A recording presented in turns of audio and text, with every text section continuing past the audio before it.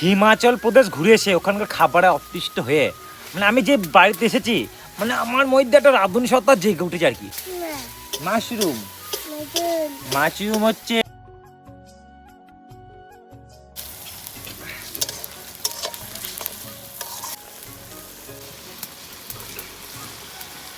আর কি mushroom, button mushroom. এবার হঠাৎ করে আমার মাশরুম আনতে ইচ্ছে করলো কেন, মানে ওইরো যেই হোটেলে গিয়েছি সেই হোটেলেই মাশরুম, আর মাশরুমের যা দাম কি বলবো আমি, মানে সারাদিনে 50টা পার্সেল ডেলিভারি করলে যে টাকাটা উপার্জন করি এক প্লেট মাশরুম কিনতে গেলে অত টাকা দাম।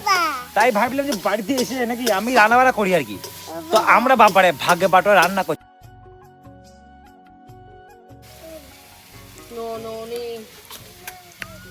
ভালো সুন্দর ওইরকম মাশরুম খেতে পায় না, তাই বাবারে দুধের স্বাদ ঘোলে মেটাইতে বাবারে বাড়িতে এখন মাশরুম রান্না হচ্ছে। যখনই কোনো পছন্দের খাবার দেখি ব্রেনের মধ্যে একবার লেগে যায় বাবারে ওই খাবারে ষষ্ঠী পুজো না করতে আমার শান্তি নাই, তা ষষ্ঠী পুজো করতে বাবারে কি বলবো লিয়ে আসি বাড়িতে মাশরুম কই দেখো চোখের জল নাকের জল সব এক হয়ে গেছে ধোঁয়াতে। আমাদেরও তো কষ্ট নাই কারণ আমাদের এই কাঠের জালে মানে পাত্তা জালে রান্না করার অভ্যাস আছে, যাদের অভ্যাস নাই বাবারে তাদের নাকের জল চোখের জল সব জল বাবারে এক হয়ে যাচ্ছে আর কি। ওই যে গ্যাসের দাম বেড়ে গেছে পৃথিবীর সব থেকে দামি হোটেল আর কি, মানে শান্তির হোটেলে মানে খ্যাটন দিতে বসে। এই যে খ্যাটন দিতে বসে গেলাম, এটা হচ্ছে ঢেঁড়স ভাজা মশলা মশলা দিয়ে ভাজা আর কি, বেগুন ভাজা, আর এটা হচ্ছে নারকেলের বড়া, এটা হচ্ছে মাশরুম মশলা আমার সব থেকে প্রিয় খাবার মাশরুম যেইভাবে রেঁধে নাও না কেন, আর এটা হচ্ছে মাছের ঝোলের ডাঁটা ফাটা দিয়ে মাছের ঝোল আর কি।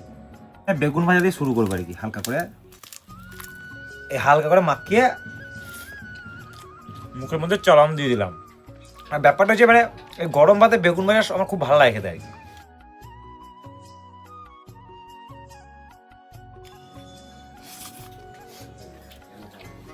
এটা হচ্ছে যে নারকেলের বড়া, আমি বিয়ের আগে কখনো খাই নাই, বিয়ের পরে এই জিনিসটা খাওয়া শিখেছি, মানে বউ ভাজে আর কি নারকেলের বড়া।